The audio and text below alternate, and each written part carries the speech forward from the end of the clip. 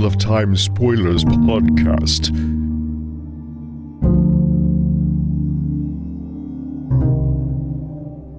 These are two of the longer chapters in the books. They just happen to go together really well, and as with many of these chapters, just a continuation. They flow from one right into the other.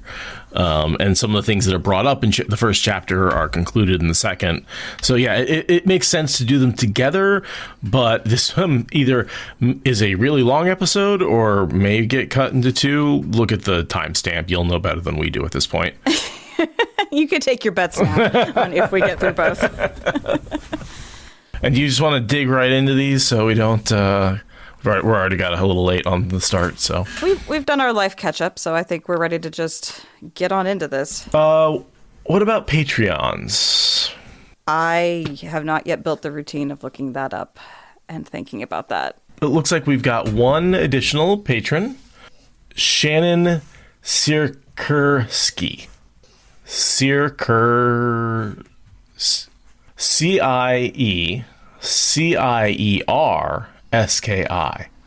Siersky?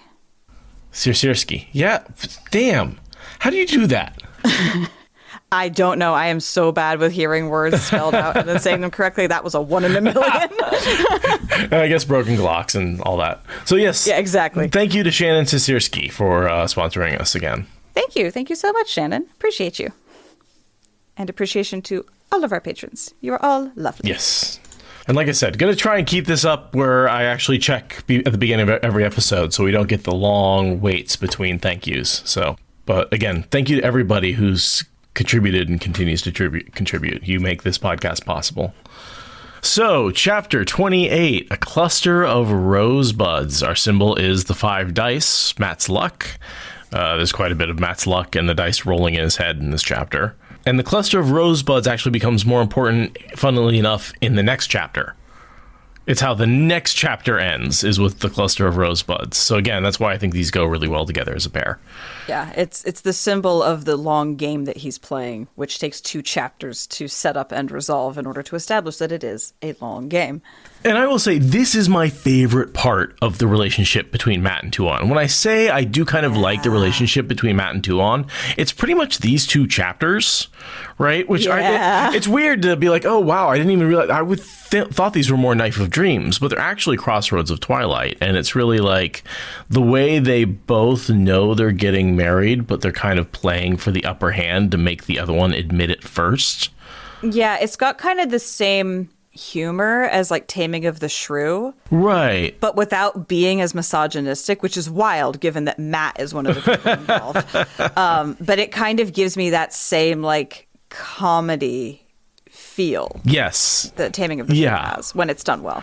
And this is fun to read. Like, this is the little, dessert at the end of our very, very dry meatloaf that we have been eating for this entire... Yeah. I really do enjoy the meeting of the minds. The part where neither of them is particularly good at whatever they're doing a contest at against each other, right? They're good at fighting hand to hand. They're good at stones. They're good at sneaky little looks. They're good at playing mind games. Like, they are evenly matched, and this is where you really get to see them testing themselves against each other and finding the other one not wanting, not lacking, not too much. They're suited. And it's hard to see that when they're running off into the sunset to do a slave empire that they're going to maybe take apart. But it's easy to see when they're flirting, when they're doing this courtship flirting thing. It's easier to see that and appreciate it. And I always love when Jordan gives a good analogy in either the game that so the characters are playing, or you've got 2 different scenes and they mirror each other. He likes to do that with stones here in this case, right? But he's done it before with, like, the end of the Eye of the World. Rand's, and actually at the end of the Great Hunt as well, Rand's fight with the Shamael is reflected in the armies and how they fight, right? The dragon is one with the land type situation, right? We've seen it with Egwene's chair. Yeah, and there's also an echo forward of the rescue of Moiraine, because Oliver's playing playing stones. He ends up ultimately inveigling Tuon into playing snakes and foxes. Like, Oliver playing a game is another one of those layers that he brings in, that, like, now he's part of the Tuon plot. And you combine that with the letter that constantly gets brought up. And, that's getting really beat on at this point. This is definitely setting up Moiraine's rescue. Yeah, there's a lot of different things happening. Yeah, for sure. Which is, again, why we may or may not get to the second chapter today, because, there's a lot in between all the descriptions of clothes and horses. And horses and clothes. Yes. And and just update, loved episode 5 of The Wheel of Time season 2. Fantastic. Really thought that was a great episode. I can't wait until we get to talk about the show properly. I am really getting excited to talk about it in spoiler fashion. Same. But we got to get to the end. Right. All right. Reading this chapter. And yeah, actually, we're going to end this book right when the show is going to end, basically the same week that the show comes out. So we'll finish this book and then start recording reaction episodes, and then maybe take a break. We'll see. There's going to be the holiday season thrown up in there. Sure. Yeah. From the day they left Ebu Dar, traveling with Val and Luca's grand traveling show and magnificent display of marvels and wonders, was every bit as bad as Matt's darkest thoughts had made it. For one thing, it rained almost every day for a few hours, and once for 3 days running. Cold winter rain in little downpours, little short of snow and icy drizzles that slowly soaked a coat through and left you shivering before you knew it. Water ran off the hard-packed roads as if it had been paved in stone, leaving at worst a thin slick of mud. But that long train of wagons and horses and people covered little enough ground when the sun shone. In the beginning, the showfolk had been all eagerness to leave the city where lightnings sank ships in the night, and strange murders had everyone looking over their shoulders, to be away from a jealous Shanshan nobleman who would be hunting his wife furiously and might take his anger out on anyone associated with spurting her out of his clutches. In the beginning, they pressed ahead as fast as the horses could pull the wagons, urging the animals for a quicker step, another mile. But every mile seemed to make them feel that much further from danger, that much safer. And by the first afternoon... ... I'm going to stop reading there. Oh, you don't want to voice Luca being a douche? I can give it a go. No, it's fine. I totally didn't expect the read to go past that. Ellipses. Yeah, because whatever. Right. There's not really anywhere it goes at that point. No, it's really not. Yeah, so it's, a bit of a travel montage. There's a lot of anxiety, a lot of rain, but it's very montagey. I literally don't have anything highlighted for the first 2 pages. Just, you certainly nobody is chasing us, Cawthon. Matt saying absolutely not, and Matt being pissed off that Luca's not willing to just run and has to stop at every little tiny village. And then I've got some Vannon stuff I want to talk about. Okay. Right. So there's a paragraph here where Vannon's doing a bunch of stuff, which of course has to support my Vandred theory. Sorry, everybody, you have to sit through it, right? First of all, he's sitting on a 3-legged stool that he overlapped, right? Well, why would he sit on the 3-legged stool he overlapped? Because he's actually a smaller person sitting on the stool, right? He's actually a mirror of mists, right? Rain dripped into the kettle and the drooping brim of his hat, but the fat man did not seem to notice or care. Who else have we seen ignoring cold? Mm-hmm. This is more of wet. Aes Sedai, Forsaken. Cold? Wet and cold. Well, no, if you look in that opening paragraph, it was just short of sleet. This is icy. This is, you are freezing cold if you are soaked through. And he's ignoring that? Forsaken. Yeah. And Vannon possessed skills that he considered put him above raising the tents. Who else do we know doesn't bother to do manual labor? Forsaken in disguise. He's a Forsaken. It's like clue after clue after clue in this one paragraph. It's just, they just compel people to respect them and do their work. Right, exactly. Yeah. And why is he such a good horse thief? Channeling. Yeah. Right? Though he is cooking, though. They all have hobbies. Yeah, torturing people, that's true. Creating monsters from hell, cooking, knitting. Yeah. That's true. You can see how they're like the evil. You could be like the methodicalness of cooking and roll that into somehow like torture and or recipes or magic of some sort, right? Like, okay, cooking is an evil hobby. Thank you for coming with me on this stretch. I feel very limber now after all that stretching. So Vanden says that they're going to reach Lugard about the end of summer at the current pace that they're going, if they ever make it. So that's kind of a lot of this. What else the rain brings is not just cold, but slow travel. Yes. Well, not that they're trying to travel quickly, right? That's the whole point. Sure. But he also wants to get the fuck out. And that's Vanna's pointing out, like, that goal is not going to get met at the rate we're currently going. No, they've covered no more than 2 leagues a day. 2.5 made a good day. It's like, what? That's why nothing. Bother? Yeah, that's right. Like, there's a reason why it takes them 1 night to ride the whole way back in the next chapter. Literally, they're only as far as they could make it in 1 day, sprinting on horses. Next thing I have highlighted is the hilarious notion of having a tent made large enough to hold the entire show. Right. So that way the performers aren't in the rain. And it's just so ridiculous. One, what would you call it? A big top, maybe? Yeah, Maybe? something. And instead of a traveling show, you want to come up with something about, you're just going to create a circle of entertainment, something like a circus. Yeah. Yeah. A big top circus. It's a big top circus. I think we've workshopped this. Let's go with that one.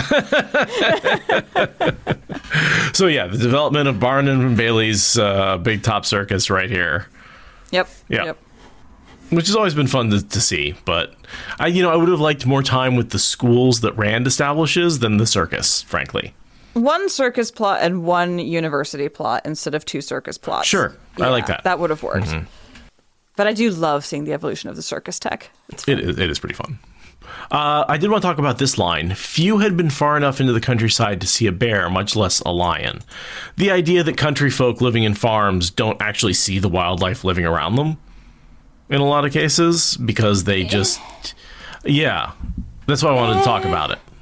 So as someone who lives out in the country, we see a lot of animals.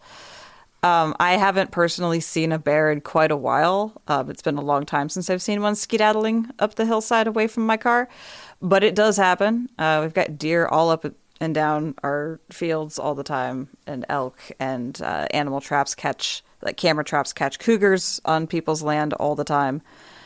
But also there is something to be said for, like, you have light, you have power, you have the ability to make noise, your night vision is ruined because you're in a puddle of light. There is a level of isolation from the wildlife that you're able to create. But I don't know. This line feels like a city person. Sure, but it's also pretty close to Abu Dar, right, which is a pretty major metropolitan area. They're not, like, out really in the countryside. They're really in the suburbs. From that perspective, that's sort of what I'm thinking is, like, he's basically stopping at every little suburban town center he can find because they have not traveled very far. Yeah, and that's more of a urban ecology sort of thing where it's gonna not be the big predators except for, like, the scavenging ones like bears who like to eat garbage. But that's why he says far enough into the countryside. Like, they're just starting in the countryside right now. And if you're inherently a city person who has to live rurally, you aren't going to be looking for opportunities to meet the wildlife. You're going to be putting up fences, putting up lights, doing what you need to do to maintain the illusion that you brought the city with you. Instead of it, or you could be the kind of person who's like, I really want to be close to wildlife, and you're going to maybe not live in a suburb, maybe actually live in the woods. And there's plenty of land out there. Trust me. All these farmers are disappearing. You can go take their land. Yeah, the strangely shaped peaked wagons and odd looking cattle or sheep or goats gives me strong, like, covered wagon manifesting the destiny. Oh yeah, energy. Yeah, head west. There's something about when groups of people come and settle, it's not good for the natives necessarily. I feel like we've learned that lesson here in America. I'm also thinking of South Africa, like the Boers. Like, they did the same thing with the covered wagons, and, like, for some reason, this is really reminding me of that. But yeah, covered wagons. What group is that in South Africa? Give me more history on it. Yeah, Dutch. Okay. They were Dutch colonists who did a manifesting of the destiny. And then they were there for a long ass time before some other white people showed up. I want to say it was the British. And then they had a big ass war because it's like, we've been here for 200 years. This is our land. Fuck the fuck off. But also, like, they're colonizers. I don't know nearly as much as I should. That is about all I do know. But I do know that the covered wagon aesthetic is a really big part of that history, just like it is here in the American West. Interesting. Well, in all of the American that isn't like the colonies specifically. But, you know, the West moved definitionally. First, Right. the West was like Mississippi. Then it Yeah, moved. yeah. It's the frontier obviously kept Yes, going, right? yes. You know. And so they're getting passed by all these settlers, you know, fanning out from Abu Dar, and there's some bunch of soldiers too riding Torm, which are the bronze scaled Three-eyed cat creatures. Yeah, cat creatures. Which I love them. Not Grolm, which are the three-eyed frog creatures. Right. Right. And these are the ones that function as bodyguards, right? This Yeah. is what Surath's pet is. Yes. Oh, no, that's No, it's Tuon's the pet. Lopar. Oh, you're right. They've got multiple cat-like creatures. It's honestly, Jordan, what the hell? Why this entire ecosystem of other creatures you barely even let us spend time with? Right. With three eyes sometimes. I like the three eyes. That's a Yeah. fun feature. It does tell me, I can never remember. We always get to this point, and I always ask, did the Shan Chang get these creatures from a portal world? I believe they did. I believe that's canon somewhere. I know we've established this at some point in the past in the podcast, but that doesn't mean I remember it. Yeah, if I remember correctly, they had access to these portal stone creatures, and that's one of the reasons why they were able to wipe out the blight on their side of the ocean. Yeah, they were so desperate to deal with the situation that they ended up with some very, very interesting allies, quote unquote.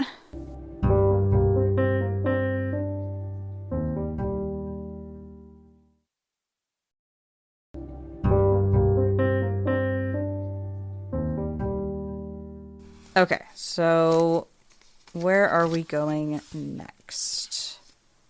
The three ladies with hoods pulled up, the three Aes Sedai that are channeling, that's my next real bit. Same here, because that is a thing that is going to be relevant across these two chapters, is the Aes Sedai sneaking out and the Sualdam following after, and all the anxiety that gives Matt, all the information that doesn't give him, yada, yada, yada.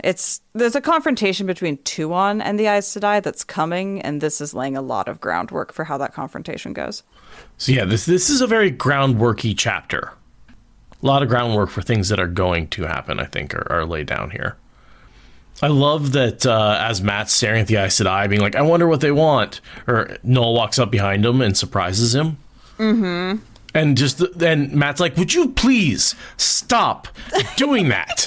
like he's been, the fact that Noel keeps sneaking up on Matt just tells you how skilled Noel is. It's because Matt is hyper aware. I mean, he's fleeing from the golem. You think he's not on edge. And Noel just strolls up to him. No problem. Suggests that there's more going on with Noel than meets the eye. What possibly could that be? He's Forsaken. No. Definitely not Jane Forstrider. It's That definitely would be not Jane ridiculous. Forstrider. That would be absolutely ridiculous. What would Jane... Oh. And then he flees before Matt reaches the Aes Sedai. I noticed that one as well. Yeah, he's very manipulative like that. He's like, hey, Matt, you need to go check that out. Also, not with me. Yeah. You need to do that. I said you need to do that. Not we, you. I also feel like he... he's an old man, and I don't think any of the Aes Sedai would remember him, but it's not like he didn't go to the White Tower. Oh, you think that's what that was? Maybe. I didn't even consider that. God, that would have been awkward. That, he's like, oh yeah, remember me from 50 years ago when I was just a young hero? Yeah, no, that's a really good point. Aes Sedai are some of the only people who can blow his cover. Mm-hmm. Easily. Yeah. Yeah, I was kind of wondering why, because he's obviously not scared of them like Matt thinks. That's a silly... That was my word. best theory as to why he would dip out before going to see the Aes Sedai. Yeah, worried that they would recognize him makes way more sense than scared of their tempers, because that's empirically not his MO. Right. Just basically keeping his cover as Jane Farstrider. As Noel Right. Charon. Well- It's definitely not Jane Farstrider. Well, right. Keeping his covering up Jane Farstrider, I guess is what I was trying to say there. Yeah, and then Matt does the very respectful thing of not knocking before going into someone else's space. Oh, well, why would you? You're Matt. Yeah, I bought this wagon. I have a right to walk into it when I just shut the fuck up. No, you don't. That's not how that works. But they all march into their wagon. He marches in right after them as they're all taking off their wet cloaks and sort of demands to know what they think they're doing and gets a whole bunch they're basically like, well, we technically followed the rules, and everybody else is going, yes, they did technically follow the rules, Matt. You can't get angry at them for technically following the rules that you laid down. Yeah, and it's blah. And he tries to get the Adom from them, and obviously that doesn't work, right? And he's like, I think he's on the fence about that, because he's like, the threat to set the Suldam on the Aes Sedai is kind of something he uses to keep them in line. Basically, do what I say, or I'll let the Suldam go after you. And as long as they have the Adom, they are a threat to the Aes Sedai. Right, but then once they actually use them on the Aes Sedai, he takes them away and buries them. Yes.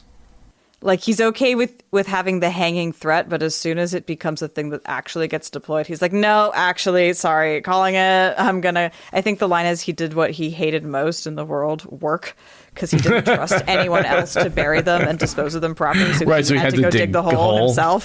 So no one else would know exactly where they were, too. Exactly. Yeah. Exactly. So I'm a little annoyed with him here for blithely considering it and not taking them away already, because that is ultimately what he will choose to do. So it's a little annoying, but it's Matt. He has to go on a growth arc involving a lot of hypocrisy in order to be himself. Well, and he's also in a tight situation, right? He knows these Aes Sedai are going to try and squirrel out of anything they commit to. Yeah, for sure. He can't trust anyone in the situation. The more uncertain and scared they are, the less of a threat they are. Yeah, and there's the whole, the Suldam treating the Aes Sedai like they're trained dogs, and it's an uncomfortable attitude. And then they get to talk about geography. Sure, and what I took from this is that they are looking to strike east towards Ilion, that they want to take Ilion as the next capital, because they can, it's on the ocean, so, right, why not, be able to go both by sea and by land? Yeah. And attack from both sides. And so all these rumors to the north of Aiel, which are those the Shido? I believe so, yeah. Yeah. It's very far north, but close enough that there are rumors that it's happening somewhere. But somewhere up north, because, it's all the way at the other end of the country, I think, that stuff is happening. Like north, because, Ebudar is the southern tip of... Ebudar is the southern tip of Altara, yes. Yeah. And then the Shido have been scattered all over the place. I forget where Malden is relative. Well, we never figured out exactly where Malden is relative to anything. But with the Aiel being scattered everywhere, it's reasonable to assume that in the north of Altara is one of the everywheres. Yeah, because Altara is kind of a weirdly shaped. It's a very north to south, almost boot-shaped country. So from Ebudar, Ebudar is kind of further away from the rest of the country than any other point. Yeah, that's a logical place for a capital. The coast, right? That's often where a lot of the activity happens. Yeah, same thing with Ilion, actually. I'm looking at my world map up on the wall, and they're both out on their peninsulas. Mm-hmm, mm-hmm. Yeah, and I'm looking, actually, Saladar, So Harbor, and Malden are all pretty close to each other, according to the map that I found. And they're all sort of central to the country, sort of on the coast, near the border of Amadicia and Gildon. Gotcha. Oh, and we got errata in the server. It's not So Harbor. It's So Haber. We've been adding an R, and it's not there. And okay, the map I'm looking at says So Harbor. Harbor. It's literally on the map I'm looking at. That's rough. Trying to flip back to that chapter because right now I can. But it's and I think in the audiobooks they don't. And it's not the map I'm looking consistent. at. Yeah, is not official. Yeah, In So Haber is the name of the chapter title. Habor. So either he meant it to be harbor and didn't catch a lot of times when it didn't have the R, or he meant for it to be Haber and a lot of people didn't catch that they were adding an R. So thank you, person in Discord whose name I'm forgetting. Oh, yeah, it is so Haber. And sorry for the fact that we're definitely not going to get it right every time, even now. Wow, okay. So all of our arguments about how it is a harbor and all, no, it's not a harbor. But no, okay, but then I look at the it says Inso Harbor on the wiki. Well, the wiki is written by people like us who add R's to things. The dead are walking in So Haber, title Inso Harbor. Yeah, that's because this is a very easy mistake to make. Oh, wow, okay. Oh, I'm going to actually shout out the person who made that correction. It was Matterick. Matterick76. I know you from a couple of different podcast server spaces. Yes. Mattrick. Now I'm adding extra vowels. Matt RK. You know what? I'm just going to call you Matterick, and you can just deal with the extra syllables. These extra vowels. Bonus vowels for you. You get bonus vowels. You get a vowel, and you get a vowel. Yeah. Now, Matt RK76. Thank you for the correction. Yeah, So Haber. Interesting. Yeah, but in a lot of the resources I'm seeing online, they do write So Harbor. And I think in the audiobooks, they pronounce it So Harbor.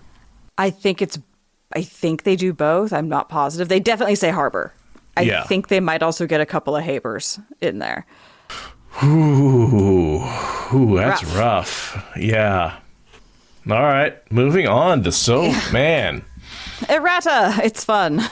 You learn things so often. I learn things in the podcast after they're relevant, but still, it's just like, oh, wow. Okay. Yeah. Let's see. So Rena works everybody up, and I think it's funny. Well, why when a woman offered to help you, did she always start by sticking you in a pot of hot water and stoking up the fire? And it's because she insults all the Aes Sedai. Yeah, because she calls them the girls and keeps denigrating their ability to be like objective and aloof. Basically, because the Suldam see themselves the same way as Aes Sedai see themselves, as being like the better, more excellent versions of humans. And so like there's a major headbutting ego thing when like those people look down on you and call you girl and child. Like that's like being at the White Tower again, all over again, when you're a little novice and being called child. And these are like the worst people, and it's very annoying. And then, yeah, there's all this bickering. Oh, well, we can spy for you. No, we can spy for you. No, we can be well behaved. No, we can be well behaved. And Matt is like, what I want is for you to stay in the motherfucking wagons. Yeah. And they're like, no, we're not going to stay in the wagons. That's anything boring. but that. Anything That's but the that. one thing right. we will not do. And how like they're supposed to be this group of servants, but they clearly like expect people to get out of their way, and they're, arrogant, and it's very hard for them to be undercover as servants when they do not act like servants in any way, shape, or form. They're worse than more gays at this. They expect to be served. Yeah, exactly. Or Elaine. It's so much worse than Elaine. So much. Yeah. Yeah, and they overstep their bounds. Like twice they come scurrying back when they find a town half full of settlers on their way north. Like they're like, oh, it's fine, we're gonna be fine. And then like multiple times they come scurrying back, like, nope, not fine, not fine, not fine. It's very silly. And yeah, the show folk across these two chapters are seeing more and more of the nonsense story that they're all holding together. And Matt's like, well, I'm stuck with maintaining this story. And like literally nobody believes it. And it's just very comical. Well, I don't even know what to call this other than like a recap of who Matt and Julian and who Thera is, right? Maybe she had been the Panarch of Terabon the way Julian and Tom claim, but Matt was beginning to doubt it because she's got all the trauma from being subjected to the Seanchan rule, and so she has a lot of trouble. And I think she was primed for it by being abducted by the Black Aja, right? Yeah. Because she was tormented by them first. And I have to wonder how much of her automatic deference to the Seanchan has a lot to do with how she may have been compelled and how she may have been broken by the Black Aja first. And then when the Seanchan got their hands on her, that was too much. I mean, it happened entirely back to back, right? She gets kidnapped and tortured. Her country falls apart. She starts to get it back together, and then the Seanchan show up. Like, there was no rest in that. That's a series of blows that would break anyone. And she is presented as a very spoiled, self-centered person. It's going to break anyone. It's especially going to break someone who has no resilience built up at all. And so she basically is wholly dependent on Julian from mental health standpoint. She's just not all together right now. She really got lucky in Julian because he does want to be kind of a devoted protector and caretaker to her. She got very, very lucky that he's not a douchebag because that's a very vulnerable person. What I wanted to ask about was an alliance had been concluded with someone powerful who was expected to give the High Lady Suroth access to many lands. And later there's an argument, or there's a line about it seemed she had made an agreement with some king. Is this rumors of Rand going to meet Semirhage? Is this rumors of that meeting getting arranged? Or is this something else? I think this is something else. Doesn't one of the Forsaken have control of the king of not Altara, but Ghealdan? That's Alejandra. Okay, and what about Amadisia? Amadisia is the White Cloaks. That's I think the king gets killed in their invasion because that's the Shanshan Heartland base now. Who's Grendel jerking around? Which king is that? That's Al Salam. That's it's the far north, far west country. Aradoman. Aradoman. It's Aradoman that Grandel's screwing around with. So that was my only thought, is that maybe they have an agreement from Aradoman because Semirhage and Grendel are working together. Huh. That would make sense. I don't feel like we get any information in the Aradoman plots that would support that. Hold on, let me look at this.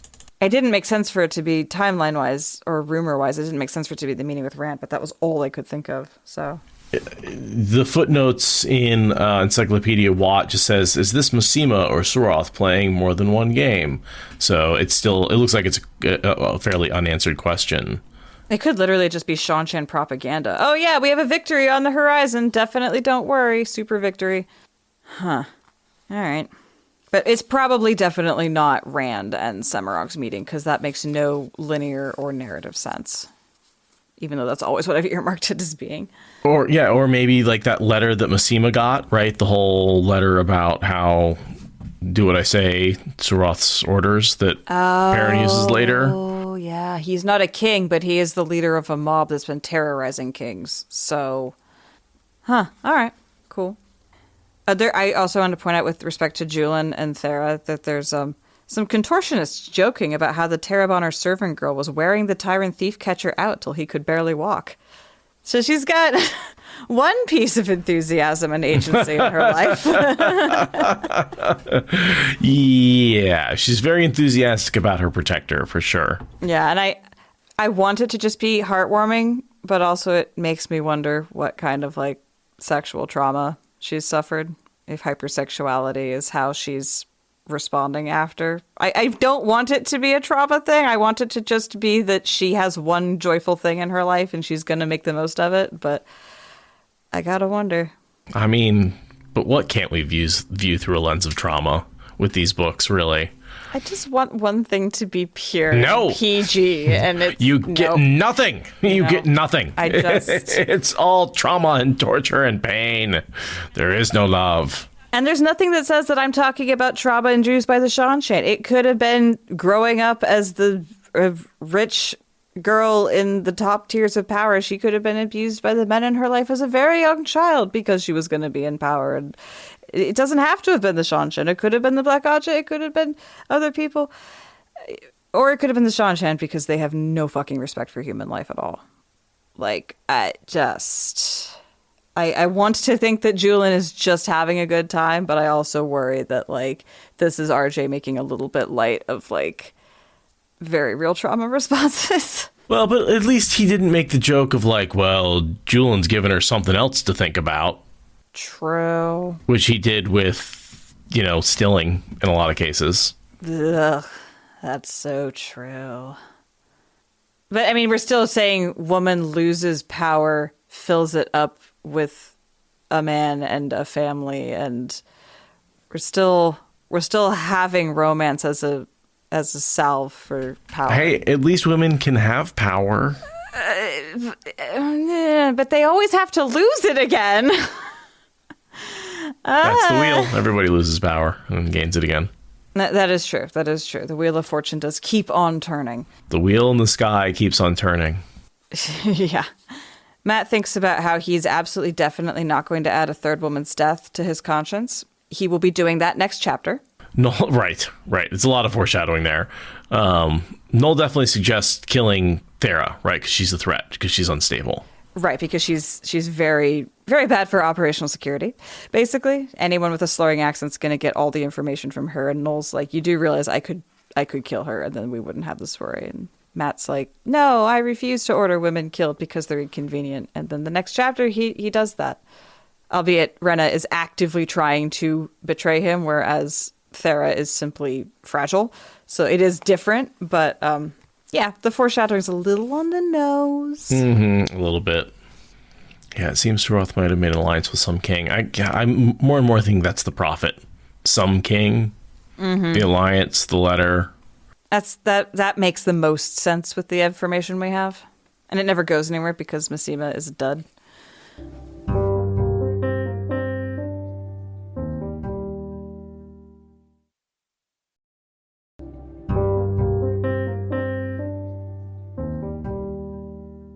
As Julian grew happier day by day, Tom seemed to grow sadder. And he's just obsessing over this letter. He's like flashing it over under Matt's nose every chance he gets. He's really trying to, get Matt to ask about it, because that's the contents of the letter. He can't do anything until Matt asks. And every day he waits, he knows that Moraine is, basically suffering. Yeah. Yeah, and he's getting like more and more worried about the prospects of how this rescue is going to go. Will there be time? Will Moraine still be alive? Like, come on, Matt. I'm like making big puppy eyes at you. Figure it out. Right. So Matt's not gambling because he doesn't want to, leave any evidence of his passage, which has to be driving him absolutely nuts. Yeah. Yeah, he's trying to go super incognito while he works on courting Tuon, which we sort of get like a flashback montage that explains what's been going on there. And that is the work that he's focusing on instead of gambling or logistics or whatever. Like, it's figuring out Tuon. Right, and he's not drinking, he's not gambling, he is trying to figure out how to court Tuon. And I think also he's trying to show that he's trying to court Tuon. Right? But not consciously, right? Sure, like he would never give those up for women. He just happens to not be doing them right now while he courts her. Right. There's this cleaning up his act. I honestly feel like he's trying to impress Solutia in so many ways because she's the guardian mother figure. I think he's using Solutia to get to Tuon. He's not impressed. He's trying to get past her. Yes. And part of that means cleaning up his act a little bit. And being like, no, I'm sober and responsible. And I don't think it's conscious. But it's like, it reminds me of someone cleaning up their act before they go to meet their partner's parents for the first time. Or like cleaning their apartment before their potential partner comes over for the first time, right? Like, yeah, exactly. Like, not trying to impress directly. Just present his best version of himself. Yeah, and he's like, this is the opening moves, right? Like, how the first moves of the game go really dictate the tone after. So, like, he can figure out how to bring gambling back and whatever. But, like, for now, he needs, like, a blank slate and a clear focus in order to, like, get through this first gatekeeping gauntlet that the two women are throwing up. Meanwhile, he's third wheeling with Eginin and Domon. So awkward! Swapping beds with Domon every once in a while. Meanwhile, Domon just wants to probably be sleeping with Eginin, but Matt's there in their bunk, right? Do you think they hang a sock on the door so that he doesn't walk in on them? Oh my God, no, they're way too prudish for that. They're way too prudish to... Or she is. I don't think Domon would mind. No, he would just be like, would. nah, that's my crusty sock. Fuck you. Right. But Egyanan has like a hilarious sense of propriety where even though they've been sleeping together, like she would never want it known that she was sleeping with Domon without them being married. Like, not the public. Oh no. Yeah, it's so awkward. While trying to keep up the pretense that he's in love with Egyanan, like for the sake of the show folk who don't believe him. Like, right. That nobody cares. painful. While he's courting another woman right in front of her and she's hanging out with Domon all the time, right? Like, yeah. But what he does at this point is beg Egyanan to come with him to Tuon's wagon. And this is very painful for her, but it does lead to her choosing to marry Domon, which is cool. This is when she gets her new name. This is when she is fully decoupled from Shan-Chan and is cut adrift and decides to marry Domon. This is why she's able to bond herself with Egwene later, is because she is adrift and looking for ways to figure out how to make the Shan-Chan Aes Sedai situation work better. Like, this is a very, very painful but critical turning point in her arc. Matt thinks it's just an inconvenience to his courtship, but it's a really big part of her life. I kind of thought about her name for the first time, and the name Llewellyn is basically a stripper name, and shipless is basically by like saying homeless. So Tuon basically named her Crystal Homeless, right? Like, wow, that Crystal with the weird spelling. Yeah, the Krystal or Candy. Like, yeah. What's your name? Hi, I'm Candy Homeless. Right? You can't go home with a name like that. You can never show your face at home. In a world where your name determines what you actually are, right? Like, where like that's really, your name is super important. It's not just what people call you. It actually is like a kind of also your title, because you can get a new name, right? If you become high blood. It was even referenced earlier in the chapter when they talked about gaining wealth in Ilion.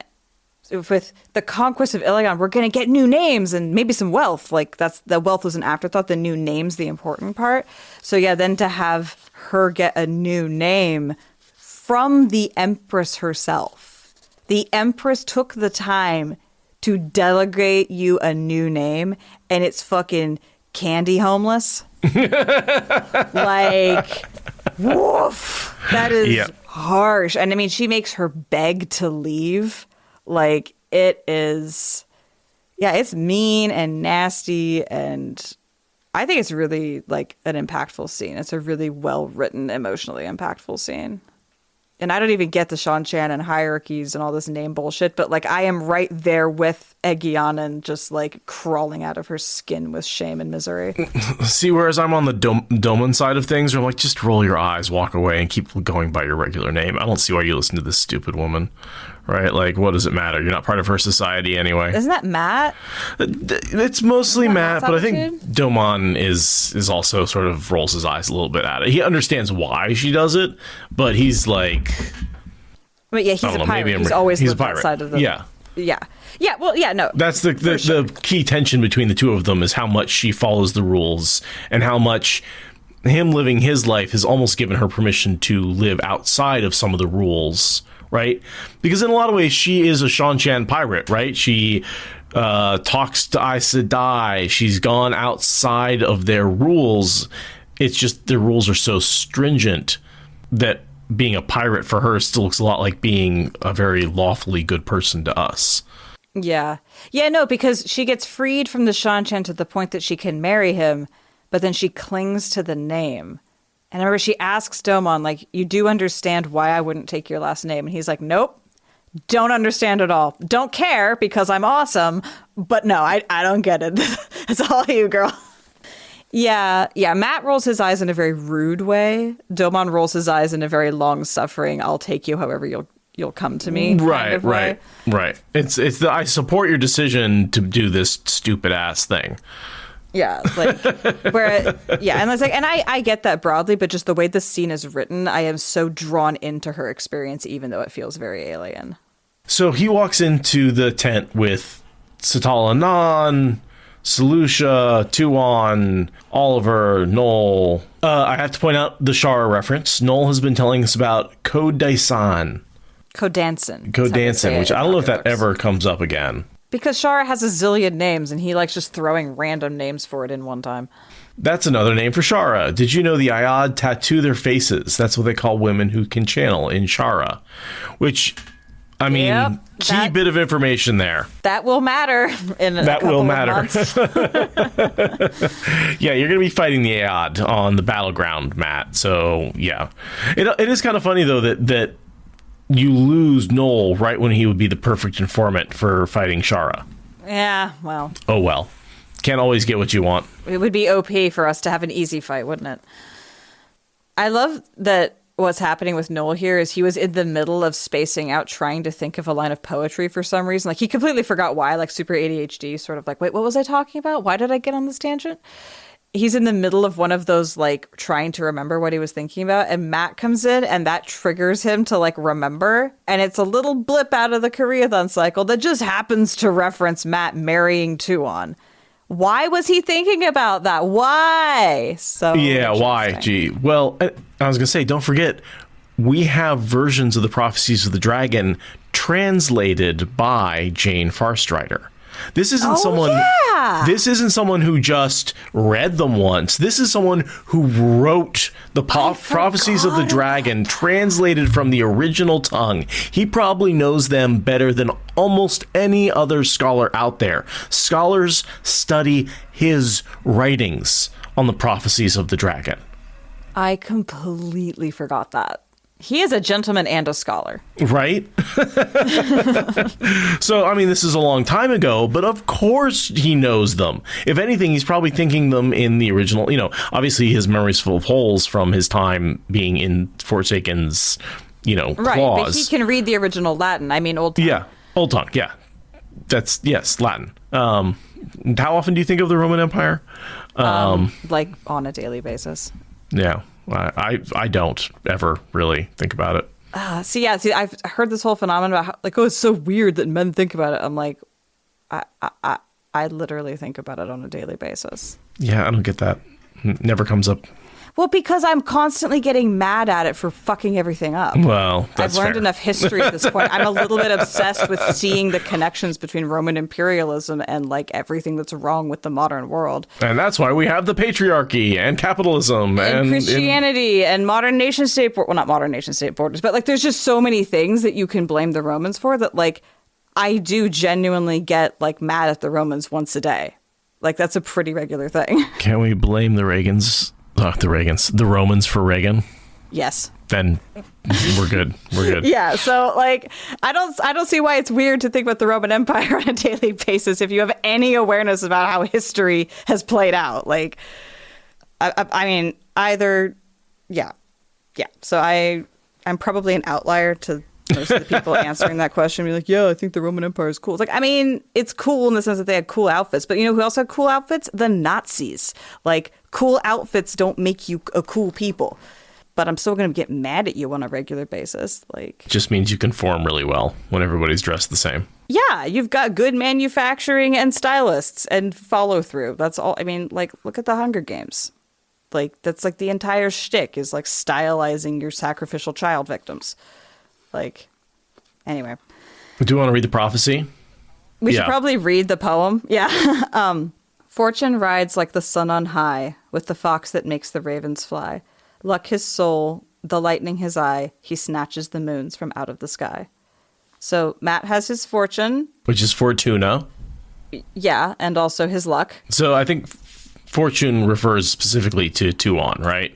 Oh, she rides like the sun on high because she's ascendant as Empire. Sorry, I've been watching Foundation. But literally, like, Fortuna is like, she is at the peak of her imperial power as she comes into that. So rides like the sun on high. Okay, I like that. With the fox, which is Matt. That makes the raven fly with Matt, right? Especially when he throws the Ashendari. That's when he makes the ravens fly. Oh, nice. It's probably actually more a reference to the ring that he has, where the fox is literally like, oh no, the fox is chasing ravens. The fox is chasing. Yes. And then there's moons around it. And then there's moons around it. Yeah. Yeah. So I think it's probably more a reference to his ring, actually. But in a lot of ways, this prophecy is sort of where the Fox and Raven media that we sort of made comes from, right? Yeah. Yeah, So the fox I had that to makes bring the that. ravens- yeah, The fox I- that makes the ravens fly. Yeah. Fox and Raven Media. Yeah. There we go. Here we are. Hi. Here we are. We named our media company after it, so I have to bring that up for sure. Yeah. Luck his soul, the lightning his eye. So I'm figuring luck and making guns. Oh, I like the guns reference. I was thinking actually when he died from lightning. Oh, And then the was brought lightning back his by- eye. yeah, He got fucking yeah. blinded. Oh no, Uh-huh. you're thinking Fires of Heaven. Well, I'm thinking Fires of Heaven, right? Oh yeah. Although I guess there is that reference of like his eye is getting plucked out, right? And so Well, yeah, and even as you're saying that, yeah, I was like the lightning in his eye versus half the light of the world being his Sure. eye. There was also the time he got blinded in Eye of the World by a strike of lightning from Rand touching the power for one of the first times. that is true. That was lightning. The lightning straight into his eyeball. He was blinded for like a week. And that's about, and then he got the luck a little bit later. Yeah. And then he snatches the moons from out of the sky, is kidnapping Tuon and marrying her. Although it would be a lot funnier if he had been the one who had broken Lanfear's neck, because then it could be double entendre. Oh, yeah. He's like literally snatching the moon out of the sky. Moon Hunter, down! Yep, exactly. But no, yeah, clearly just him kidnapping Tuon. But yeah, that's I really like that little poem / prophecy. It's one of my favorites. I think it really flows well as a limerick or as a poem. Yeah, the cadence is really compelling. Yeah, the cadence is really nice. The imagery is really nice. And Michael Kramer delivering it in his Jane Farstrider voice, top notch. But yeah, no, I love the discovery that when I realized, oh my God, wait, Noel wrote the prophecies. Yeah, he's remembering his research notes. With Yeah. this. He's trying to remember what he did in his thesis. He's not remembering something he read one time. He's literally remembering his own thesis paper. Right. I'm glad you reminded me of that because I totally forgot that was a thing. Again, one of the reasons I think he's hanging out with Matt is he recognizes Matt from the prophecies of the dragon. Right. Oh, you seem interesting for reasons. I have a nose for these things because I've been buried in prophecies for 40 years or whatever. This makes the colors swirl in Rand's head. I assume just because when you mention the dragon, you're mentioning Rand, and that makes the colors swirl. Yeah, that was what I assumed too. You mentioned that much Taviran and that few of syllables, you're going to get a color swirl. And because it wasn't actually mentioning him, it was the prophecies of the dragon, not the dragon or Rand. He didn't get a full image. He just got a color swirl, being like, he still needs you. Yeah, totally. Tuon offers to teach Oliver how to play stones. She wants to teach him how to play a big boy game. She just wants to introduce him to the world of strategy and all of that. Like, he's like, you're old enough to learn how to play chess. Right. Rather than like the snakes and foxes of just, you roll the dice, you move the spots. You roll the dice, you move the spots. You roll the dice, you move the spots. There's no decisions to be made in that game. It's a children's game where it's 100% luck, which is why you play it with children, because you can't win or lose or try and win or lose. It's just pure luck. And that way the kids can still feel like they're winning and beating you sometimes. And you're obviously not cheating to let them win, which is betrays them. Yeah. But at the same time, you don't have to worry about little kids, not knowing the rules. Right, and it's an easy game to play. It's easy to teach. Whereas, Stones is, despite the fact that it looks like Othello, it's actually chess. So it's a bit more complicated to learn. I think it is. It is Go. Right, but Othello is like stupid simple because it's the flipping. Go is different than Othello. Othello, the tagline is a minute to learn, a lifetime to master, and it's the same idea of a grid of black and white, but you actually like flip the stones from black to white, which is not, as far as I understand, how Go works. Yeah, Go, you circle territories and remove all the opponent's stones from them. So Yeah, I've played Go very few times in my life, whereas I got kind of obsessed with Othello at one point. as long as you play on the smaller boards, it's fun, because then it's much more game-like as opposed to strategy. So you can sort of use simple rules, and that gets you through. But yeah, the bigger boards, they becomes very complicated very fast. And so I think that the reason that Tuon is offering to teach Oliver here is partially because Oliver is the puppy of the crew and everyone wants to hang out with him, even the prisoners. But also partially because it's a way to invite contact from Matt and invite playing games of stones with Matt, because Oliver is essentially Matt's kid. So if you start playing with the kid, then if the adults start to talk and play, that it's less like overt. Like, I don't think she's doing this entirely out of interest in Oliver's gaming habits. You think she's setting up the game with Matt? Yeah, because she knows. She knows they're going to get married. He hasn't figured out that she knows that yet, but she's 2 steps ahead of him. He doesn't even know he said that half of the marriage yet. Right, exactly. So at first I was like, I thought that Matt was being clever in initiating this, and he inveigled himself into a game. Bitch, she laid out the red carpet and invited you to inveigle Right. yourself into a game. Right. There's a little bit here about, why is Owen always leering? He taught the boy how to make a leg, but the boy usually added a leer for a pretty woman. If you ever found out who, it's like you, Matt. You're the one who adds the leer. He's doing exactly what you taught him to do. He shoos Oliver out and then made a leg and gives her his best smile. Like, Matt, the door isn't even closed yet. He can turn around and see you leering at the pretty woman.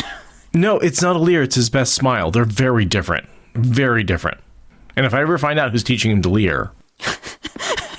Matt, you know who's teaching him every other thing. I'm pretty sure that you're in denial. You know who's teaching him how to leer. I do love that Oliver is basically setting up to become a hero, right? To become the next Noel. He's being trained to fight from a young age. He's learning all these soldier habits. All the stories. Just eating up those stories from Noel. And the fact that he gets to be a hero, who blew the horn. Right. And he's getting taught like stones by a freaking empress to be. Like, yeah, he's got every skill he needs to move through all levels of society and be like Tom, right? Comfortable in any setting and all of that. Maybe that weird, ugly guy that can get it anywhere. And yeah, and we also give him the motivation of he wants to hunt down his parents' killers, right? He wants to find the Aiel, the Shido that killed his parents and hunt them down. So you sort of got this motivation for him to grow up. And I think it would be a fun story flash, if the Wheel of Time was continued to be told. Right, 40 years later. 40 years later. Yeah. As many authors continue to do when they don't die in their 50s. Yeah, pro tip, don't die in your 50s of a rare blood disease. Yeah, Jesus, like, he does so much else. You think Jordan could have figured that one out? Yeah. No, it really pisses me off that both Carl Sagan and Robert Jordan were taken down by rare blood diseases way too young. Right. I'm like, how is it that 2 of my favorite authors ever, most influential people in terms of literary works, how is it that they both went out too early from stupid blood diseases? This is so unfair. All right, so Matt presents the necklace with a little flourish. So Lucia gets all worried that it's an assassination attempt. Tuon's like, calm the fuck down. If you wanted to kill me, this is far too elaborate for that. And I love his misinterpretation of what this necklace is, right? Culturally. Yeah, he pulls out what he thinks is a very fancy, fine, beautiful piece, but it is from Claire's. Right, yeah. I mean, it's a very expensive piece from Claire's. It's like, sure. It's got real jewels and stuff in it. It's made out of real gold. It's totally like, but it's styled in a way that basically it's a stripper's necklace, right? It's a Shea Dancer's necklace. Yeah. Yeah, it is gaudy. It is flashy. It is dripping. It is bling. It is all of the things that you need if your name is like Candy Homeless. Right? Right. Yeah, this is a cheap whore's garment, right? That is the way that they look at it. That's how they see it. And like, he got it from a contortionist, right? This is someone who like is using their body in probably a kind of sexy way and was like, oh, this is pretty. Nah, it doesn't quite go with my skin. It doesn't fit my outfit. And it's just like, Matt, is Tuon ever going to be a stage performer? Because that level of eye-catching gaudiness is never going to work. It's just like with the fabric, right? Like the seamstress's work is good enough for Tuon, but the fabrics they have to work with aren't because they do stage performer stuff. And like, no shade to stage performers. I wanted to be one myself. But like, it's easy to see where Lucia and Tuon are like, our sense of style is a clean gold band. Our sense of style is simple and elegant with like one diamond perched elegantly. This is like, there's chains, there's rhinestones. Like there might be a little blinking LED in one corner for some reason. Like this is not her style at all. And I think she takes some of the anger about that out on Guinan, right? That's partially why she names her what she names her. Oh, you think because she's insulted over the piece? Yeah, totally. Oh, see, I didn't interpret that at all. I thought she was so mad at Egyanan in general, she decided to feed 2 birds with one scone. Why? What has Egyanan done? Nothing. She's betrayed the Empire? Yeah. She was Well, I mean, Tuon doesn't know all the ways in which she's betrayed the Empire, but she is going along with all of this. I hadn't seen Tuon as being mad at Mat. I hadn't seen that as an end to tie up. I saw her as being focused on the traitor Egyanan. But why would she be mad at Mat? Because he's giving her a shitty piece of jewelry. I figured that she would have interpreted that more as like he doesn't know what he's doing. But I guess he does prove he knows what he's doing, so that is kind of insulting that he would be that lazy and just assume that he knew what she wanted. Interesting. I never thought of that, but it does make sense. And she's insulted at how lazy he was in that gift giving. And so she just takes it out on Egyanan. As I reread this scene, it is interesting, though, that Tuon hangs the necklace to Selucia. Selucia throws it to Egyanan and forces her to put it on. And then Selucia suggests Shipless as a name. And Tuon just agrees with her. Yeah, she gives Selucia a lot of agency in driving this conversation. So really, Tuon is almost being passive and letting Selucia be the one to insult and drag down Egyanan and give her a new name.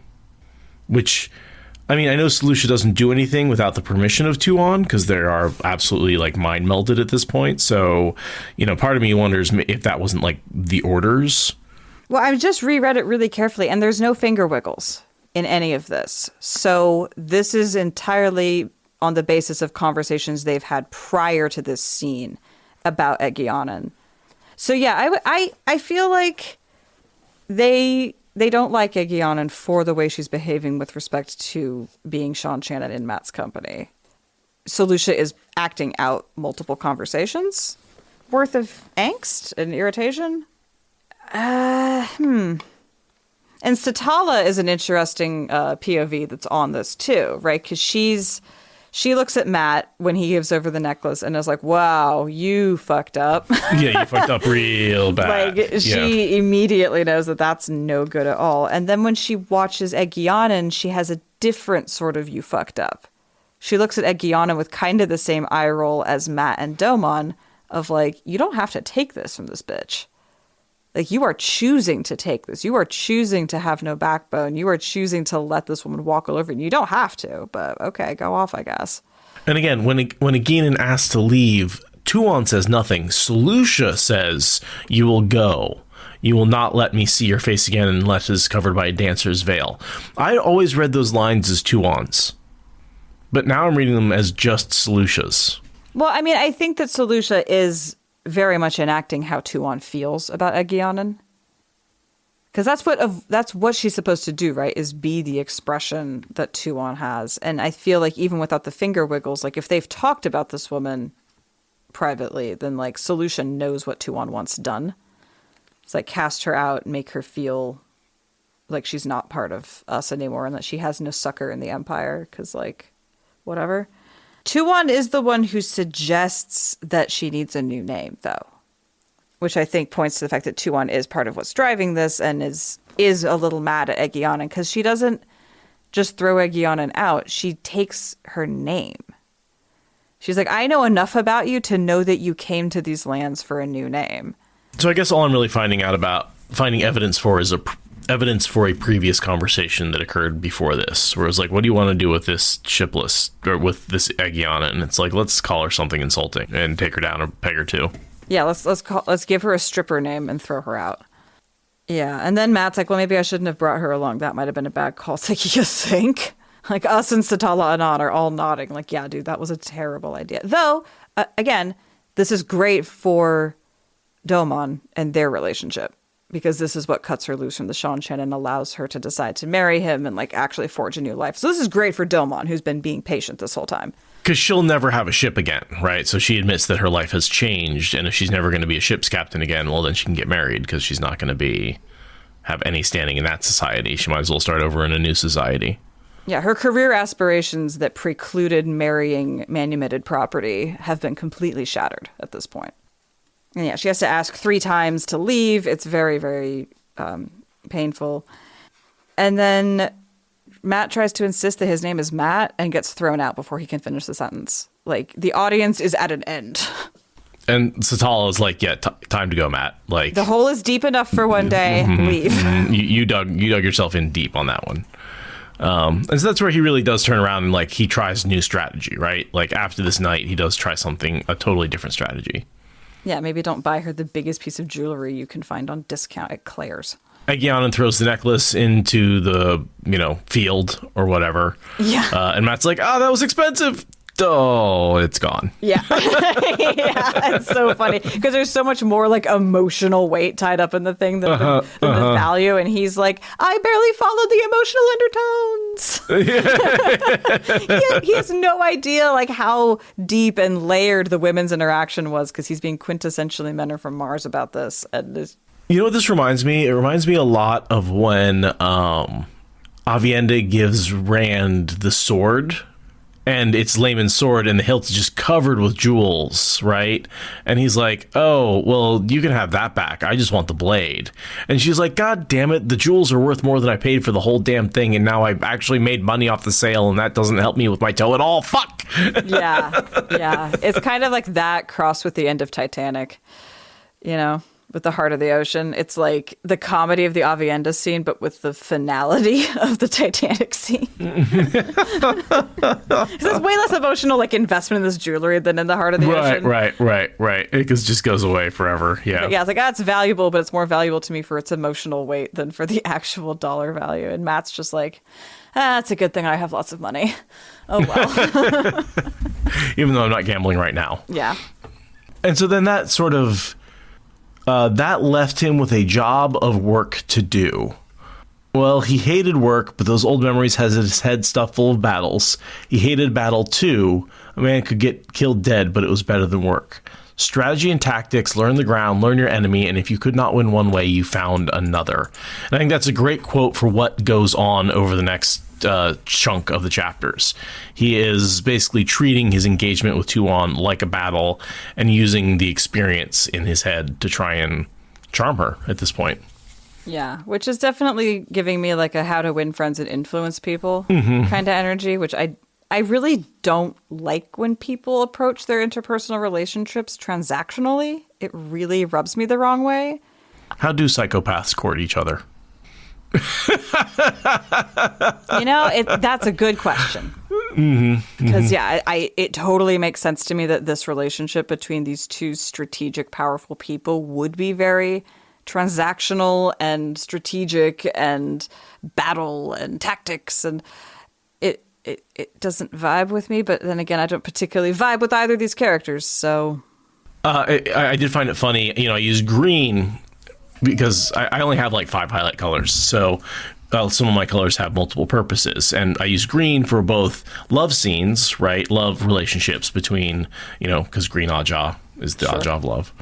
And for battle, right? For anything that's... Sure. Yeah. And so it's really funny because these next couple of pages are just solid green. Because it's both. It's both a battle and a relationship between two people who are falling in love. And I think what I like about this is they both go into it, and it's very much like, I want to come out with the upper hand and come out of this whole thing with a deep respect for the other person.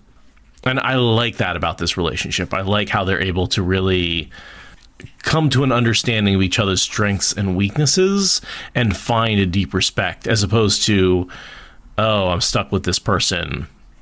Oh my God, they're awful. I can't stand them. I don't want to see another enemies to lovers trope, right? And I feel like it really could have been easily that. It's really close to enemies to lovers because they are definitionally on opposite sides of a big colonial battle.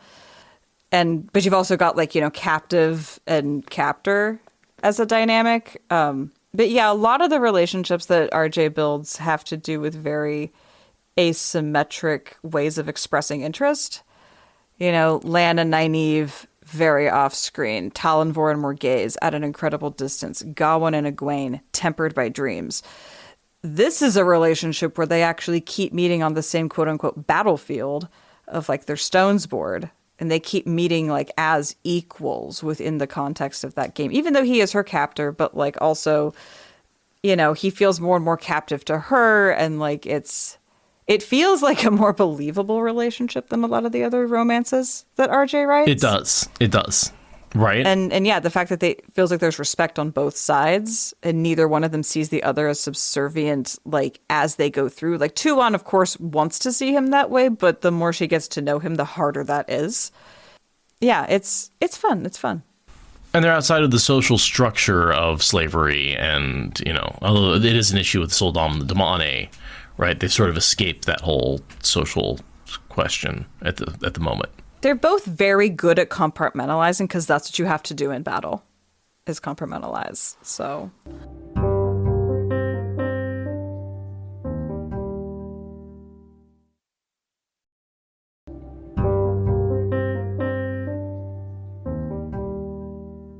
So what we get is a series of moves that he does, which are mirrored almost exactly by what's on the board of stones, right? The stone board, at first she says you don't play very well, because he walks in with this attitude of like, well, should I let her win? And then she kicks his ass up and down the stones board, and he's like, oh shit, there's no letting her win. And then so he buckles down and managed to win 4 of the next 7 with 1 draw, which is, pretty good, because he's a strategy, like he's got all the old memories. The fact that she can beat him in 2 out of 7 is actually pretty impressive, because she is also an incredible strategist. But that is mirrored then with him dropping off the gifts in trying to win her over. And the gifts are all at Solutia, just to keep her off balance, which I think is brilliant. See, I don't think he's giving them to Solutia. He's giving them to Tu-on. But if he were to hand it to Tu-on, Tu-on could say, no, that's not appropriate. I am, queen. I'm not going to accept this gift, or I'm going to give it to some, I'm going to basically pass it off. Because essentially, you gave me a gift, and she insulted him by throwing it away. So he's saying to Tu-on, fine, I won't get you anything. I will, however, get something for your assistant, which I know you like, and you know it's for you, but I'm going to set it right down over here so you can't reject it. Yeah. And then Tu-on tells Solutia she can keep them, like as if Solutia wants anything to do with a gift from Matt. And Solutia's response, rather than to say, I choose not to keep them since you gave me the option, her solution, or her reaction, is to carefully fold them away, so that way Tu-on can have them as keepsakes later once they're married. And it's like a sweet reminder of when they were first courting. Yeah, completely agree. But it keeps them off balance, right? Because they're like, what are you doing? This makes no sense. And, in the few days it takes them to figure out what he's doing and make predictions, he can then change strategy again and give her the cluster of silk rosebuds after they get used to the pattern. It's all about pattern breaking with him and his strategy. So the night that they get to a draw, she also looks at the rosebuds, and then she says, so since we're escalating this relationship, how about you take a bigger gamble on me and take me on a trip to town? I want to go on a date, is what she says. Yeah, basically. She's like, you want to up the stakes and take a night on the town? Well, not on the town, but go on walks. Like she's starting to test boundaries and ask for things and test his trust, because really what she's doing, I think, is seeing how honorable he is. She's testing what does his word count for. And the best way to do that is to, make him jeopardize everybody on the strength of trusting her back. It's like very romantic in a like spies trying to murder each other kind of way. Agreed. Yeah. He's like, she says, we're going to go into town. I've trusted you to kidnap me. You're going to trust me to go buy some silk. And by the way, you're buying. Yeah, also that. Well, first she asks for walks in the dark so that they can start talking, and we get a lot of off-screen flirting, and then she escalates to, can we take a trip to town? But it's, clearly the walk at night is her working up to getting the silk. I love these little questions. The like, oh, so tell me about your family. Tell me, these are like things you ask somebody you're interested in marrying, like, what does your father do for a living? What do you do for a living? How many women have you kissed, right? Kissed, right. He's like, just kissed? The lion woke up and coughed, right? That's not the lion. That's Matt going, Right. Yeah. And also, this is where we learn that Tuon enjoys training horses and Damani. Yes. Interesting. To be a Damani trainer, you have to be a Soldom. To be a Soldom, you have to be able to learn how to channel. Matt knows that, or figures it out very, very quickly. He learns that next chapter. Yes, that's right. That's right. And is when he learns that. And it also, like, this is the kind of person who enjoys breaking a sentient creature's will. That's what she does for fun, is she takes someone who is wild and free and has their own independence and breaks them to follow orders. I can't imagine what that's an analog for with Matt at all. I can't imagine why anyone would have a problem being romantically or otherwise involved with a person like this. This seems like a very healthy and well-balanced individual. What, just because she considers her romantic partner a wild animal, a lion on the plains perhaps, that needs to be broken and controlled in order to serve the Empire? I don't see why you would have a problem with Matt dating somebody like that.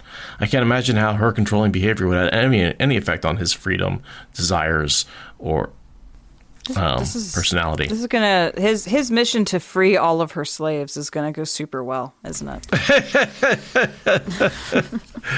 Yeah, but because the character that we've built as Matt, who cannot leave the Seanchan without risking his entire plan in order to free some slaves, right? Like, that Matt can't marry Tuon and say nothing about the slavery going on.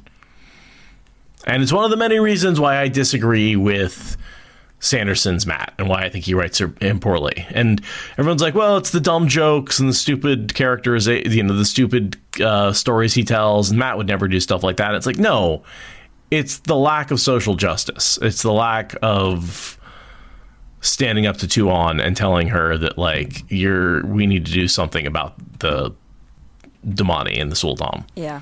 Yeah, the fireworks and pregnancy announcement wrap up to Matt and Tuon's plot is deeply unsatisfying. But before we get to that, we have to have him learn that he is in fact half married. Engaged, one might say. Right. This is the chapter where he learns that he initiated the wedding ceremony and she has a year and a day in which to complete it. And it's only been like a few weeks. So and she knows it, and like he's only just realizing the depths to which she is aware of the situation beyond him. He's learning a lot. Eggiana noticed he's flirting, and she's like, well, why are you flirting? It's not like she's going to marry you. She won't complete the ceremony. That's ridiculous. And he's like, complete the what now? Yeah. It's like, you started the ceremony. You really don't know? He's like, no. Which, I mean, why would he? It's a Seanchan. Yeah, but because he accidentally is going to marry the daughter of the Nine Moons. See, this is the thing that Eilfin didn't mention. He said you have to marry her. They didn't mention it was going to be accidental. Right. And it's like how even when he gets Moraine back, she's like, wait, you accidentally? How do you accidentally marry a Seanchan Empress? He's like, they have weird customs. And I was told I was going to, so I said it out loud, and that apparently is enough, I guess. And so, yeah, he's like, oh, he already had the bloody hook in his mouth, and he had put it there himself because he said the words, right? She's my bloody wife. Only he knew it was just a matter of when she decided to jerk the line tight, because all she has to do is say the words, and he's married, right? Like, at this point, he can get married with no further action taken on his part. Yeah.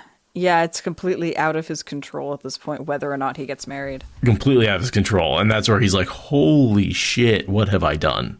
Yeah, which I honestly feel like you should maybe have a slightly more complex ceremony before people get hitched, but okay.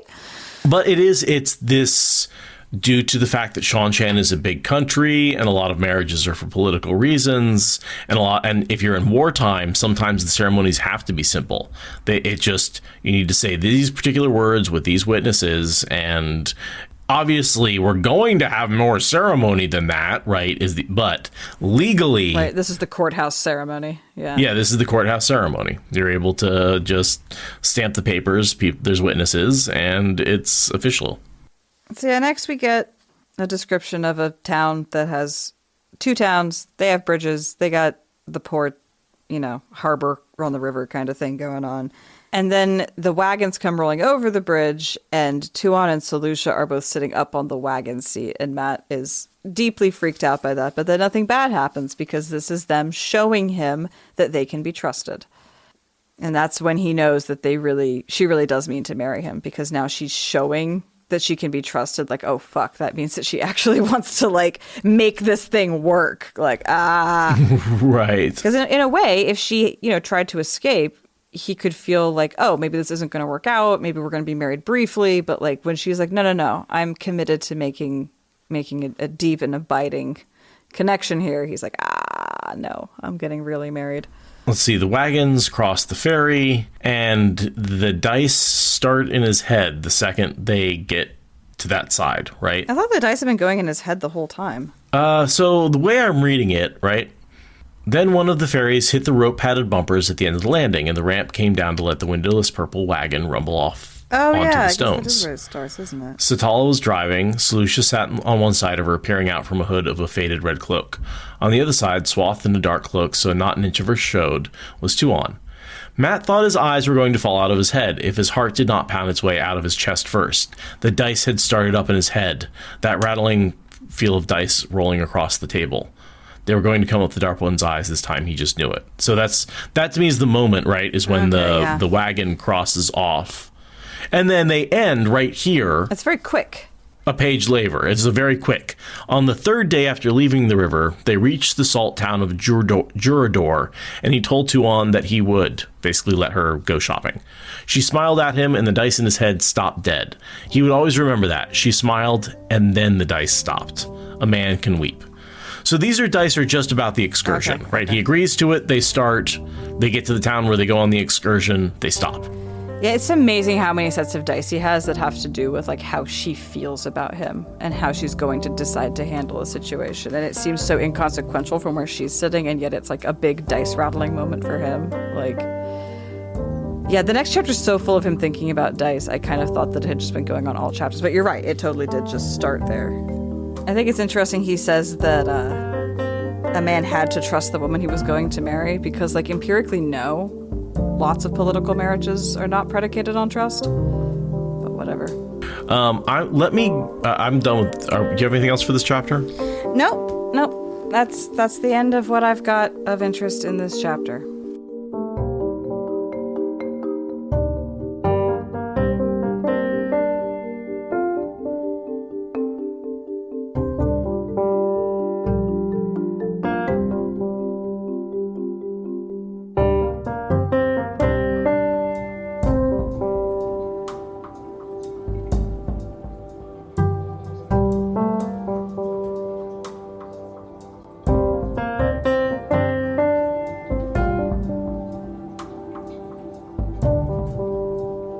So how was your weekend? My weekend was great. I was on the coast with some family, just me and Brandon and my brother and his soon-to-be wife and their new puppy and my stepmom. The puppy was really the most important member of the family because I had met the puppy and now I have met the puppy, and she's a very good puppy. But yeah, it's a thing we do like every 6 months, is get a house out like on the coast or up in the mountains and just hang out and eat way too much cheese. So much too much cheese. All right, so I need to ask some relevant questions here. First, what was the puppy's name? June. June. How old is the puppy? 5 months. 5 months. What kind of breed is the puppy? Primarily collie. They're still waiting on a DNA test because she's totally a mutt with a bunch of different stuff going on, but they think predominantly some kind of collie. And I assume there were other people there too. Yeah, they weren't. Okay, cool. It's a very, very small little thing that my stepmom really likes to do with me and my brother and our respective partners, just as a way to hang out. But we were on the coast, and the coast is beautiful. And we were in this little town, and we look out the window, and there's all these kites flying. Mm-hmm. And we went down to the beach, and there was a little kite festival happening. Oh, that's cool. So there was a couple teams of like synchronized kite flyers that were like doing like multiple kites together, like in a dance sequence. Like there was music and the kites were moving to the music and not getting tangled. And it was amazing. And then there was another one that was like 3 giant whales, like all stacked up. There was so many cool kites and like a whole little like Saturday market festival thing that went on all weekend. And like my future sister-in-law like bought herself a piece of jewelry for the wedding that she saw just like in this little booth. And it was just this quirky, cute little thing. And the weather was really mild and the surf was really, really high, particularly on the drive back. You know, we were driving south. So I got to, as a passenger, I was on the ocean side. And there had been, like, the waves picked up on Sunday and Monday. They were just really, really high surf. So, like, driving down some of the sections of the coast, it's like, it's not a good day to be on the beach. Like, it is genuinely one of those days when you should just not with being on the beach. Like, the surf was high. It was very, very fun to watch. Yeah. I mean, the Oregon coast is uniquely suited to flying kites, right? Because you have what is essentially a very wide, flat piece of sandy land, right, that the kite can land on. It's not going to get caught up in any trees. You've got a steady breeze coming off the ocean that's built up momentum over the entire Pacific, right? And it's just, you know, gorgeous. And also, it's too cold to get in the water, right? What else are you going to do, right? Yes, it's super, super cold. But yeah, it's, we have some friends actually who are obsessed with kites. And we looked around and sure enough, they were there in the synchronized kite dancing team because they're absolute kite hounds. And it was like, it's a kite event on the Oregon coast. Do you think Scott and Lindsay are here? Yep, there they are. Recognize their signature look. Just had to look around. Oh, that's great. It definitely made me want to buy a kite. I haven't ever been particularly into kites, but seeing a bunch of people flying these giant things and seeing how steady the wind is and how much fun it is. And yeah, the lack of getting tangled up. It's like, man, the Oregon coast isn't that far from me. I could be into flying kites on occasion. So yeah, I had a wonderful weekend. How was your weekend? Oh, you know, nothing really important happened. I just got engaged. I think your screen just popped out the mic. But it's so exciting!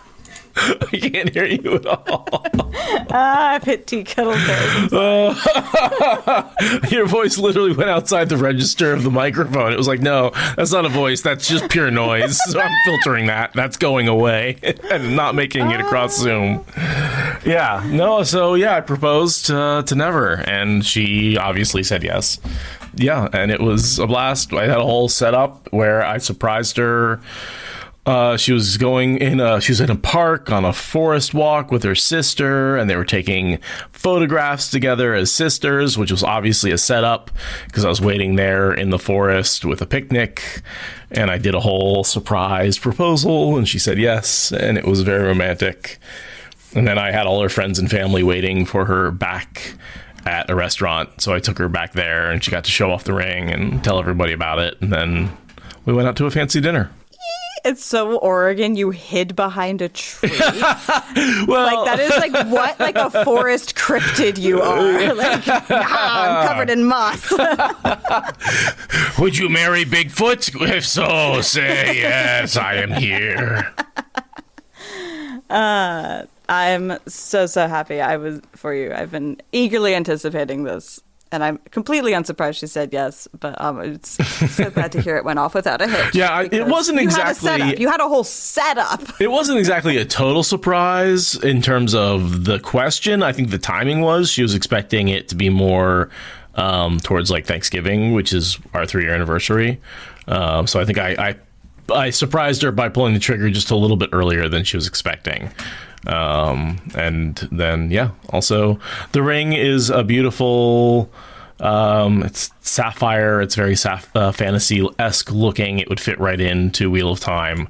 Here, let me drop a photo into chat. It's real pretty. It looks very nice on her hand.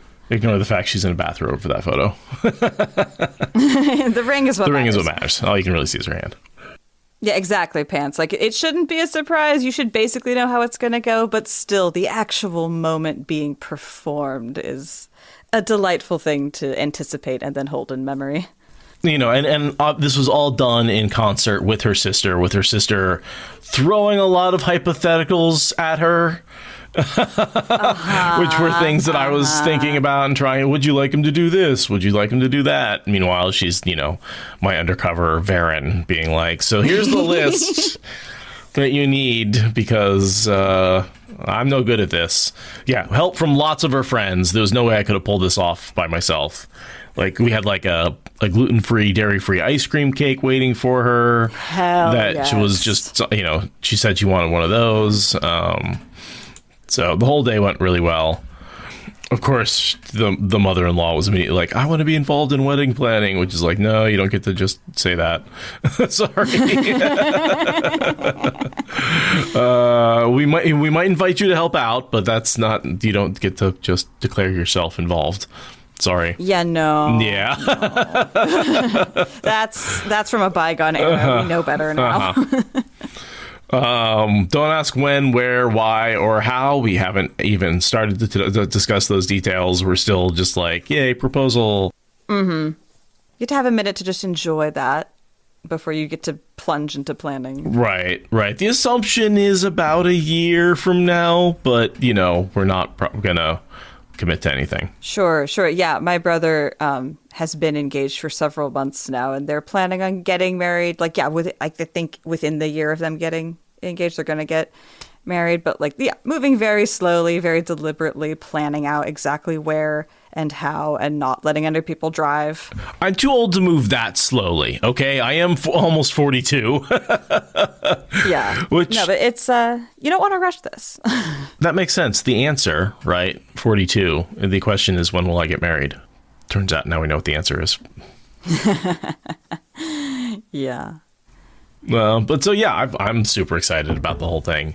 I don't know what to say. We're all very excited for you. We're all very, very excited for you. It's nice. I've dated. We've been dating for almost 3 years now, and yeah, it's been nice to find somebody that I want to spend my life with. Yeah. Well, all of us in the audience have been listening to the quality of your voice over a very long period of time. I'm sure I'm not the only one who's noticed the tonal change once Never comes into the picture. Someone put it in the comments. We've all heard it. Like, you light up a little more. And so we're all very, very happy for you. You've met her. She's got a very bubbly, very happy personality. Oh my God, it's she's infectious. So great. Yeah. And so it's hard to be sad when she's around. So yeah, no, she's great. She's lovely. Your dynamic with her is lovely. I'm really glad that you guys are engaged and she's joining the family. Everybody seems very happy about it, and she's got a big family. So I'm going from my teeny tiny family to her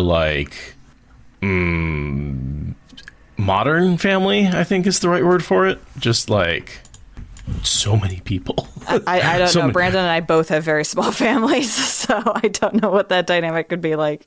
I don't have a picture of us in that spot because I haven't gotten those photos yet, but that's a picture I took of the spot. Sort of, we were uphill from there. Nice. Beautiful. Many trees. And actually, most of the trees were behind us, but yeah. Anyway, I'll also wish everyone who celebrates Happy Jewish New Year, Lashana Tova. That was this weekend. My grandma messaged me about that, and I've always felt like fall, like my birthday, like the new school year, like all of it feels like the new year. And this year, I've been clued into the fact that it is Jewish New Year. No, so yeah, that works. My intuition and inclination that direction has always been correct. It turns out. Well, I think because it's when the school year starts. So I think for a lot of us growing up, it is a new beginning, right? In this moment. And once you get on that path, unless you find a different sort of seasonal thing to align with, I can see why fall being the beginning of a new year makes a lot of sense. Yeah. Plus, it's literally my birthday month, so like. So it is your new beginning, right? The new year really for you. It really is, yeah. But yeah.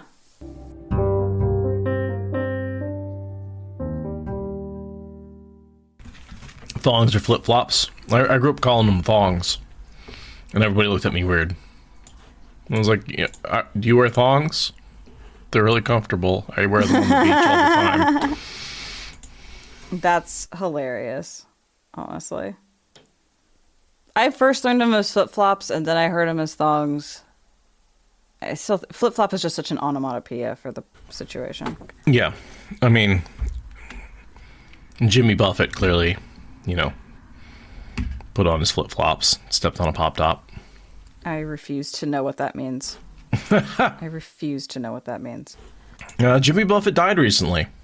I have learned more about Jimmy Buffett recently than I've ever wanted to know because he died, and I could give a shit. Isn't that so true about so many celebrities, though, where you're like, man, I don't care about this person, and then they die, and everyone's like, but you should have loved them, and you're like, no. Yeah, honestly, like most of what I've learned that it was interesting about him is that he made like soulless corporate America music, and like yeah. It is from a page that I follow that's like always got very incisive commentary about social justice, and was like, this was the vapid, soulless cultural emptiness that is like whiteness in middle America, and he took that and made it into a genre, and like, but my parents loved him, and I'm just like, well, this explains why there's a void in my head because where this guy would have existed, because like that is the epitome of things I don't engage with. It's about sitting on the beach and drinking margaritas. And being a beach bum. Yeah, it's a lot to unpack there. Yeah, so there are some celebrities that I'm interested in learning a little bit about them when they died, like Sinead O'Connor, like completely ignorant of her cultural impact until she died, and was fascinated to learn about it afterward. But Jimmy Buffett, I really not the same fascination. Whereas I was of an age where I remember Sinead O'Connor's protest, but I didn't understand the significance of it at the time, and I also didn't understand how ostracized she had been because of it. I didn't understand that's why I never saw her again. Yeah, I mean, I still know just the barest cliff notes, but yeah, it was that's one of the ones where I'm like, well, I'm sorry, I can't know everything, but at least, you know, I can learn because of them dying. And of course, I listened to some of her music and was like, well, yeah, this is not something I would choose to put on my playlists, but oh well. So at 2 hours into recording, do you want to tackle another long chapter? Yeah, so about that.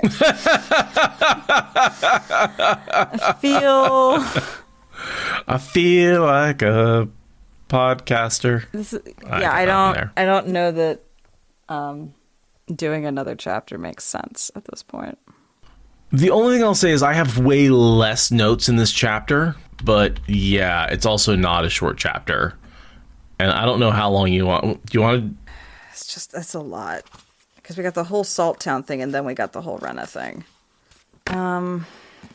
Should just turn recording off. This is absolutely useless noise at this point. I mean, I'm all for doing it. Okay, that's recording has stopped then. Thank you for listening to the Wheel of Time Spoilers podcast. Rate us in the Apple Podcast app or support us on Patreon. Is that good enough?